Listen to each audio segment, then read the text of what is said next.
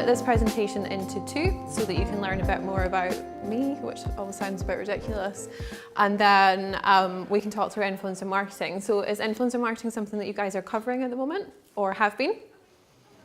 Yeah, that's good. That's the right answer. If you guys were like, no, I'd be like, oh no, we're going to have to go back to square one. But yeah, I'll give you a bit of background about me. The slides work, that's good.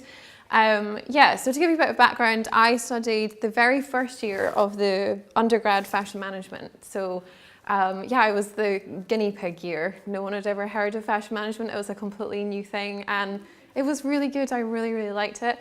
I came in after 5th year of school. I wanted to do psychology, which at the time I was like, oh, that's got nothing, absolutely nothing to do with fashion management. But the more I've gone through comms and looked at consumer behavior and marketing and targeting and audience insight, psychology actually has a massive part to play in it, which is really interesting. So yeah, I joined the fashion management course and planned actually to do a ski season when I graduated. I was like, I'm just going to go off and travel as everyone wants to do. And instead I got a job. I was like, I don't want to get a job. This is really boring. And I'm so glad I did, because I don't think I would be where I am today without Weber Shandwick. So I've been with the company now for 6 years this summer, which seems a bit crazy. I came in and I was like the baby of Weber Shandwick for ages. I was the youngest and most junior member of staff for a long time. And now we have all these cool new people who think that I'm really old and boring and whatever. So yeah, I've worked my way up. So the hierarchy at Weber Shandwick is very traditional. It's very similar to most comms and advertising agencies. You come in either as a graduate or an intern, trainee, apprentice. They have varying titles. And then you're like an account exec, senior account executive manager, senior account manager, and you work up through the ranks. But Weber Shandwick has kind of changed over the few years because the communications mix is becoming, as you guys all know, so mishmash, and everyone's doing a bit of advertising and everyone's doing a bit of marketing, which means that everyone has to know a bit of everything, which can be quite daunting. And when I first came in, we were still pretty much, our bread and butter was media relations, like press releases and sell-ins and photo calls and features. We still had like the odd thing, but in the 6 years that I've been there, things have totally changed, and now we have these streams of different people. So that means that either you're in a team of content, so you're like these guys doing video stuff and doing design, or you're in integrated media and you're doing digital and social work, or you're doing copywriting or influencer marketing like me, or you're in client experience where your day-to-day job is looking after clients and making sure that their strategy is right. You're bringing in new business, which really helps, because to be expected to do everything, which is what you are expected to do, is difficult to do that every day. So yeah, I've kind of found my niche.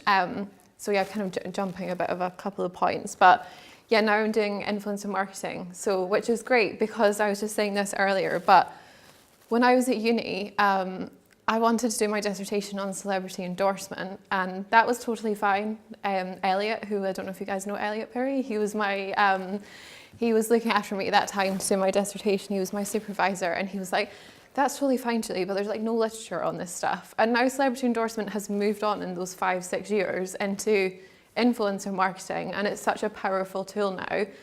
But it's like we've skipped a step and we don't actually understand the strategy or theory behind it. Comms professionals have just like jumped in and gone and done it.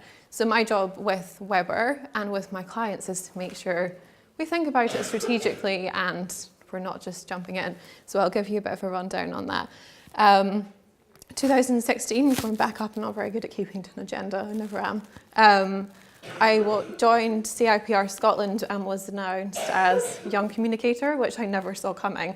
I applied for it and was like, I'm never going to get this, like I never win anything, so negative, whatever. But yeah, I got it, which was really good, and I'm not sure how much you guys know about CIPR, but it's a good thing. It's a good thing to look at as a student. I wish I'd done more of it when I was at uni. And now I have my own blog as well, and loads of people are always like, why do you do your blog if you just write all day? But I found that I was spending so much of my time writing for other people and for clients, but not actually getting to write for myself and have my own style of writing.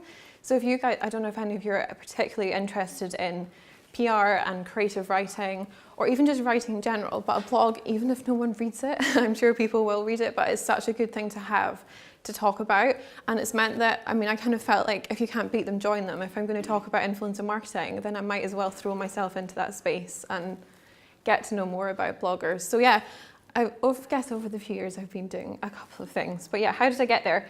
And what am I doing now? So I always find it really hard. I started writing this slide. I was like, a day in the life. And I was like, oh yeah, and this, and this. And then sometimes I do this. I was like, there isn't a typical day in the life. Every single day is very different. Yesterday I went into work, having worked over the weekend, a late night on Friday night, and was like, I've cleared my to-do list. I'm like ready for the week.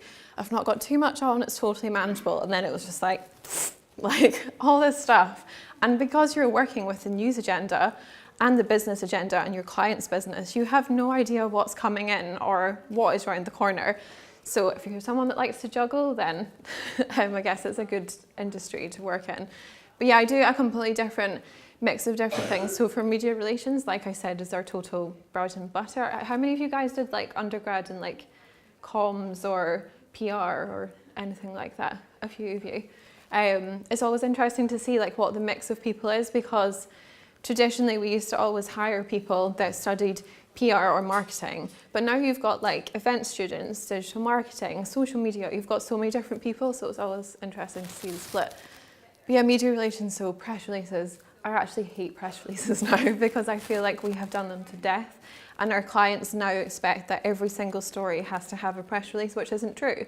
And sometimes the more engaging piece of content, as you guys will know, is a video or a piece of social content, or even just a piece to camera or something like that, an interview, radio, whatever. But every client wants a press release, and that's something we're trying to change. So press releases are still up there. Interviews, statements, we have a lot of reactive work. Sometimes it's to do with a real crisis and sometimes it's not.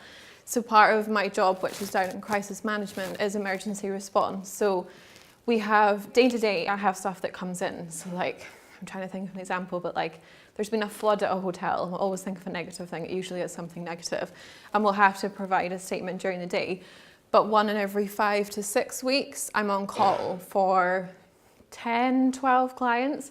So when something happens to them, we get called out. So it's mainly oil and gas because they're the ones that have issues most of the time. So like Nexon, we used to work with Bristol Helicopters. We work with Statoil, Subsea 7, Petrofac, like all the big oil and gas players in Aberdeen, which basically means that 3 o'clock in the morning, you're however many pagers you've got, 3 pagers, 3 phones, 2 laptops, go off in the middle of the night and you need to respond. And so that gets some people's adrenaline going and it's really exciting. For me, it's like still really daunting. I've been doing it now for a couple of years. I'm coming on call again next week and I'm still like, oh no, like I really don't want to get called out. But it's a good thing to learn how to do when you're really under pressure and you have to get, a statement is like the most condensed piece of work. You have to get the hard facts and your key message across as quickly as possible without any errors and as concise as possible. So yeah, statements, features and protocols, much more fun. So we still do a lot of features and protocols. Digital, we've got a whole digital team which are part of our integrated media. So social media, website copywriting, influencer marketing, which is me. Digital strategy, which is something that we've worked a lot on over the last couple of years because clients used to just come to us like press releases and say, and I'm probably preaching to the converted, which is a bit ridiculous, but they used to just come and say, we want a Facebook page. And I was like, you're a business to business customer or client. Why do you need a Facebook page? And then they'd be like, well, that's just what everyone does. And I'm like, but that doesn't necessarily mean it's right for you guys. Or we want to have a website. Do you actually need a website? Or is all of your audience just on Instagram?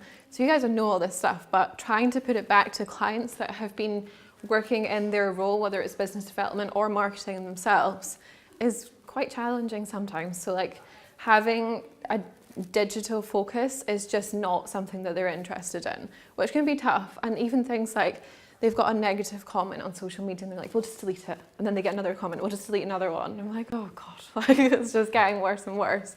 So yeah, social and digital strategy is really important in how we actually make the most of it. Crisis we talked about, and then community engagement. So we do a lot around corporate social responsibility, which is obviously really important for oil and gas. However, that said, other than crisis management, I don't touch any oil and gas, which I'm quite happy about. So I mainly focus on consumer stuff. My background's obviously in fashion management, and I have dipped in and out of energy and oil and gas, but it's not for me. Like, I'm pretty consumer. Everyone else in my office does oil and gas, but all my stuff is pretty fluffy consumer stuff. So you'll probably see that. Even like this picture is pretty fluffy and consumery. But yeah, to give you an example of some of the clients I've worked on.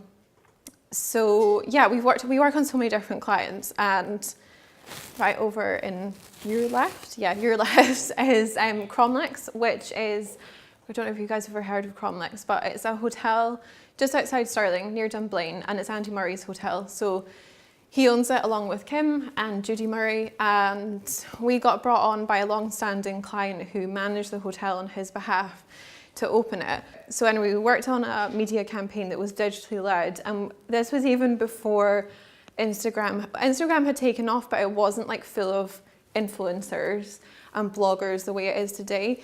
But we made sure that we were making it like aspiring. So every step of the way, not just the phone line, but we were looking at the restaurant and talking about the food and like food photography and stuff. And we were getting people really excited, which meant by the time we came to launching it, the hotel was booked out 4 months in advance, and afternoon teas were booked out 8 months in advance. So to the client, they were like, this is amazing. Like, this is exactly what we want. We wanted digital results. We wanted media coverage. We were in the Sunday Times, the Telegraph, Condensed, GQ. We got on Vogue, which I was like, oh my God, we got on Vogue. And then the day we actually opened, Andy and Kim came along, and obviously then we got it all over again. But we had to come up with a strategy. Didn't just use him as a celebrity. It was the same year that he won Wimbledon. So he was like, the media were obsessing over him, and everything was just about like, Wimbledon champion opens hotel, this is how much money he's spent on it. So actually the Murray message wasn't great, and we had to come up with something different. So yeah, that was that one. And then my very first client was for Textile Scotland, who still do exist, but they have been submerged into the Scottish government and the Scottish enterprise.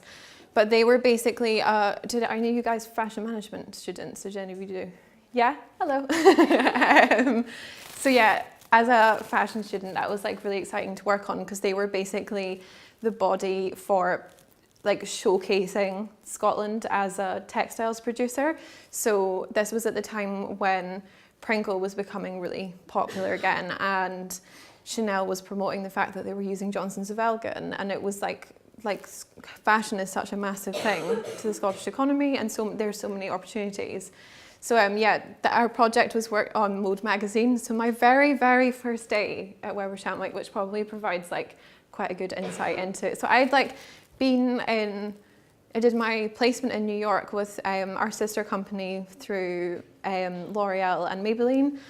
And then I went to the Scotsman, and then I went back to work with L'Oreal in London. So I'd done all this stuff. So I like walked in like, hi, like I'm here to save the day. Like, will we totally be fine? And like, God, was I wrong? I was like, walked in, and it was 6 o'clock in the morning on like a Wednesday or something.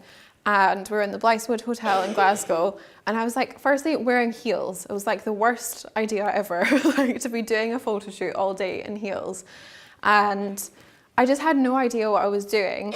I hadn't thought about it. I wasn't organized. I hadn't thought about like, what clothes do we need when? Like, are we going to be putting this up on social media? Like, I hadn't done stupid things like the captions for the photography, and I think it was like the biggest learning day ever. Like, it made me realize like how much work there was to be done and how little I knew. I thought I was coming in and like, yeah, I'm just going to sit here and like get people coffee, and that was not the case. I was there until 9:30 at night, and I didn't go to the bathroom once. There was like no time for toilet breaks. It was like, you just like kept powering through, taping up shoes, like taking notes for Twitter, like getting as much stuff as you could done. So yeah, influencer marketing. So is anyone interested in influencer marketing? Is it something? Good, because I was the only one in my class at uni that is ever interested in it.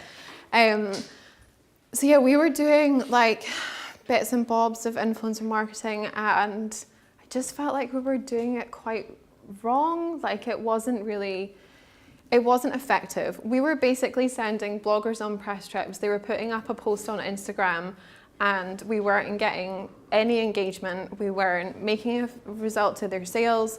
We weren't doing anything. And I was like, this just doesn't seem right. And this was at the time when it was still quite new. Bloggers were like, clients were like, some of my clients still won't work with bloggers, but we started having a look into how do we do this properly and is it actually going to be effective. So this was a couple of years ago now, but stats like this, which I'm sure you guys have probably seen before, of 92% of people trust recommendations over brands, and that's not a new thing. So you usually say to your friends, like, I don't know, I'm just thinking of an example, what shampoo is good to use, or like, do you think this car is a good car to hire, or do you use Trivago over Kayak or whatever. So we've always been trusting recommendations from our friends, and then that moved on to things like TripAdvisor, where you're getting recommendations from other people who you don't know, but for hotels and flights and whatever else.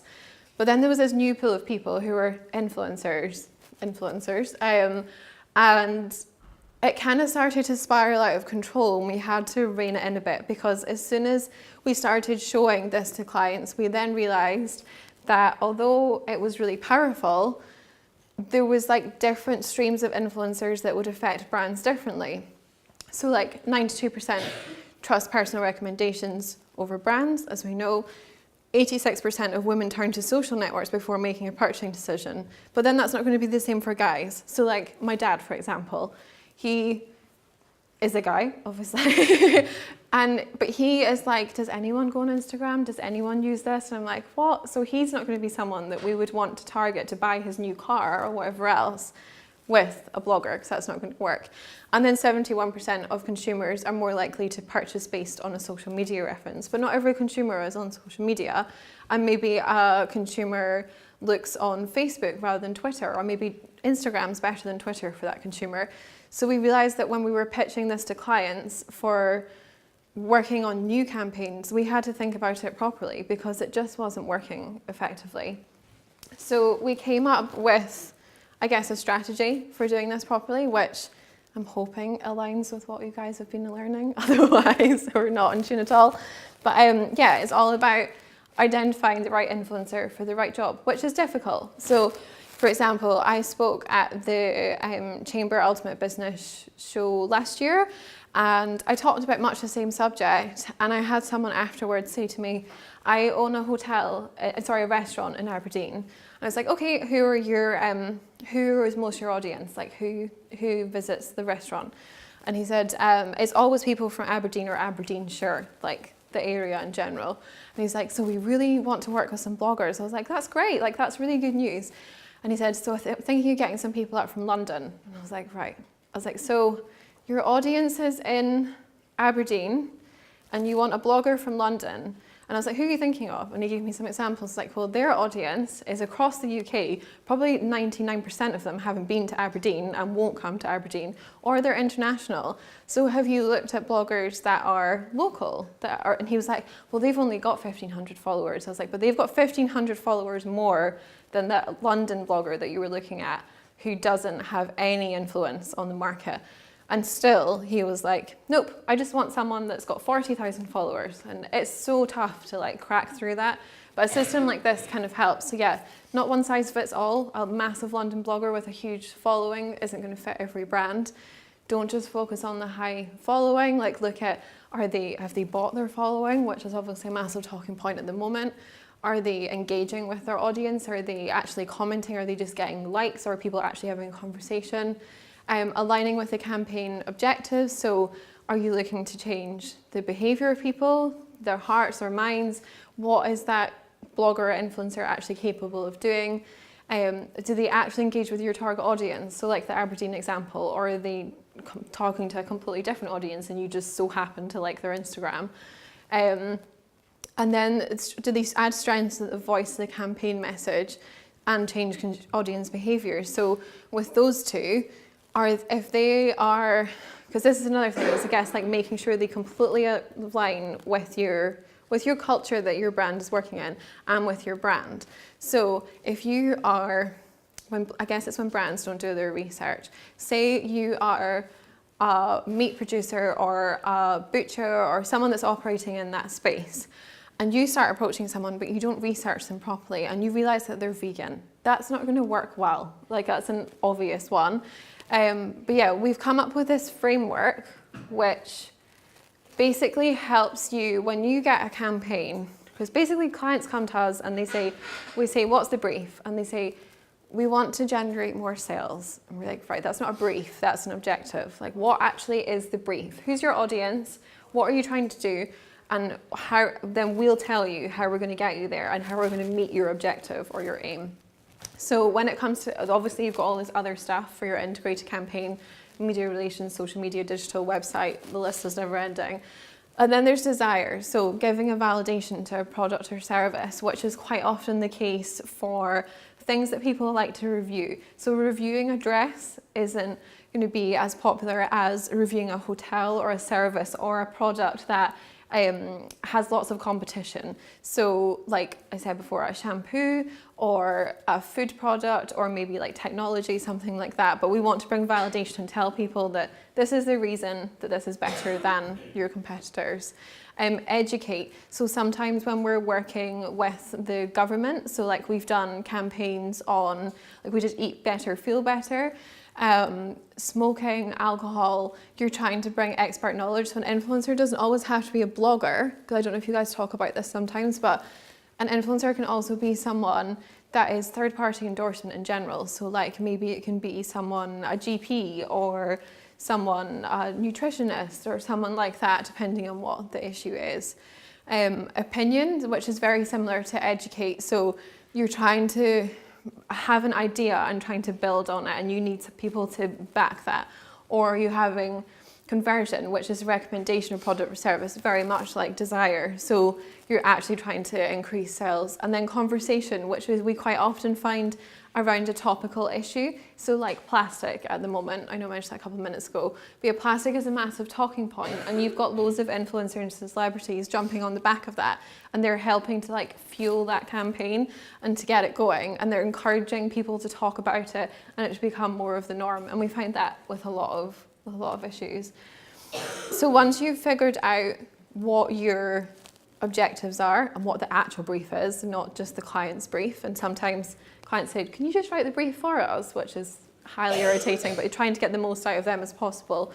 We then use a 3-step process. And the good thing with this for anyone that is looking to go into consultancy is that quite often it's kind of the way that digital used to be.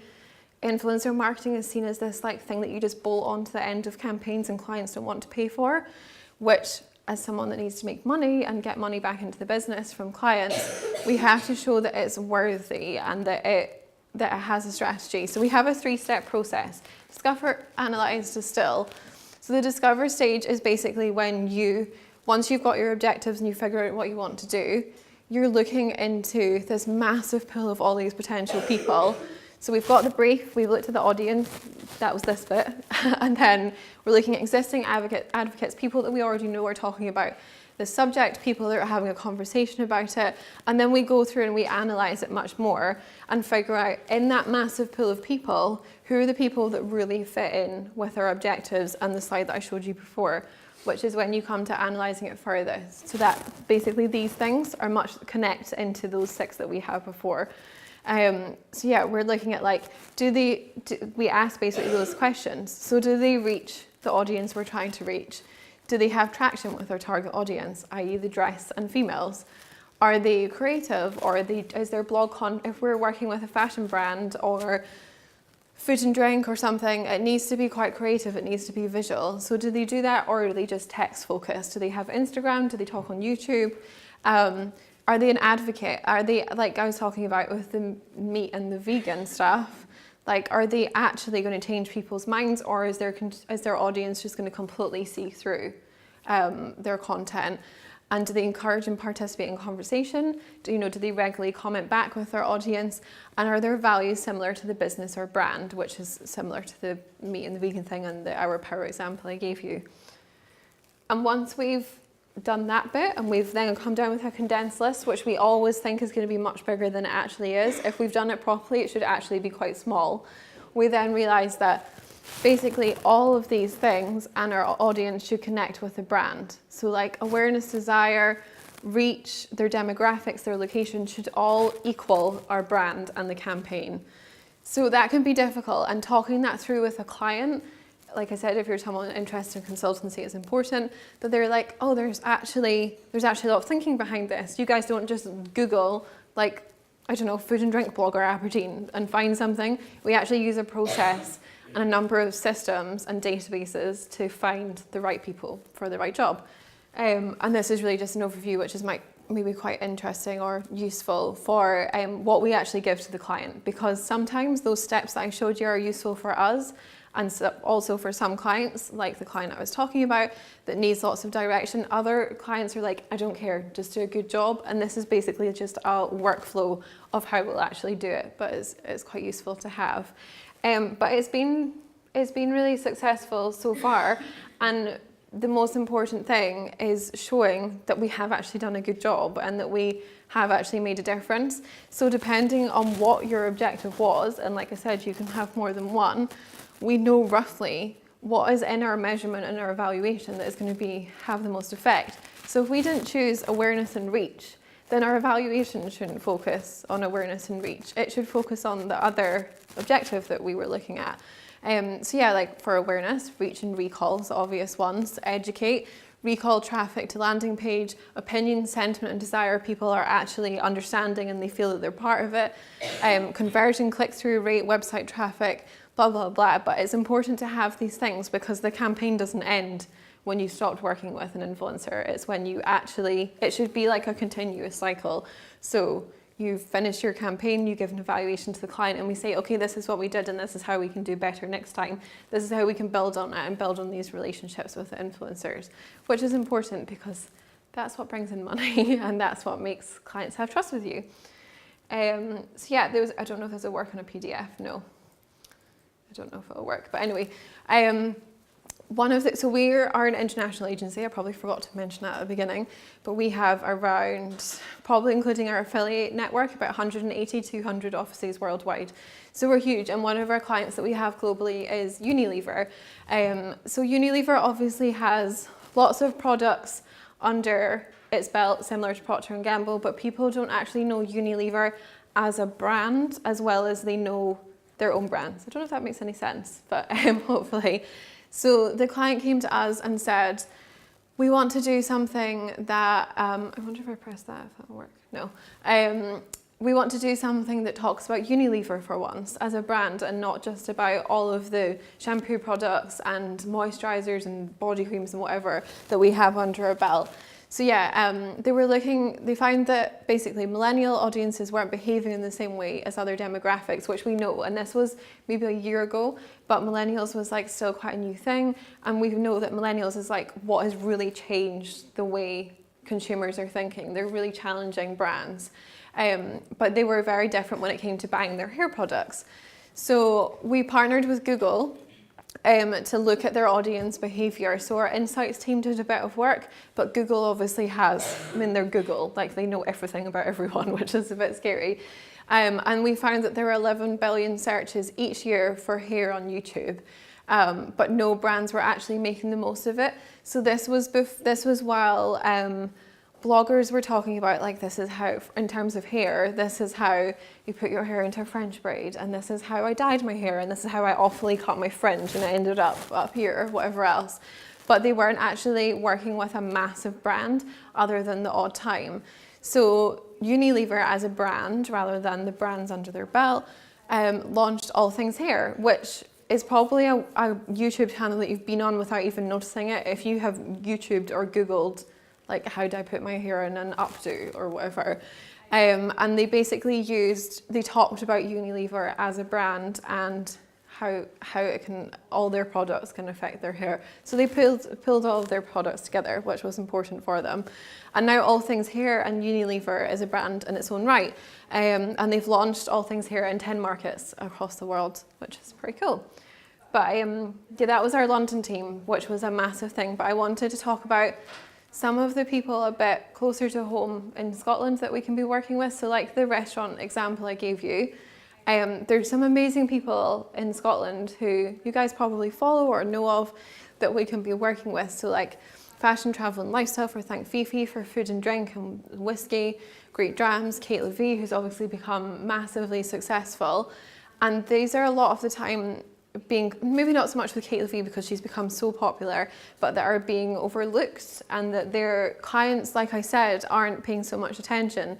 So we work with the Caledonian Sleeper, which is a train. Like, trains are not like my most favourite subject, but the Caledonian Sleeper is really interesting. They're an overnight service that go between Scotland and London, and they have some really exciting stuff to go on. And they were like, we just want to work with bloggers that are in London. And I was like, but what about telling like the opposite side of the fence? What about them coming up here and vice versa? So if you've got people in Scotland and you want to be telling them to go to London, they're likely going to be following people in Scotland. So we should be working with them too. And it took us a long time to get there, but we're now getting like massive amount of bookings on the back of just working with these bloggers, much more than what we're getting out of traditional advertising, which our ad team hates me for. But our audience for the Sleeper is completely seeing through traditional advertising. They just don't buy it, they don't get it at all, whereas these guys are making a huge difference.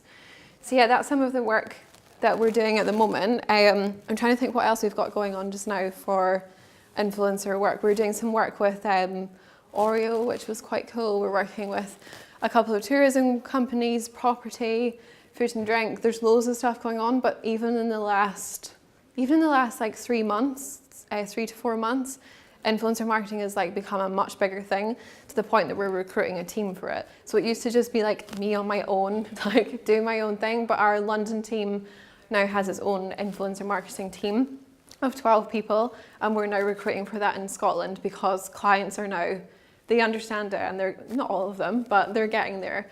And the main thing is that we understand it first before our clients. So part of my job, other than just educating and informing clients, is educating our own team so that they actually get it.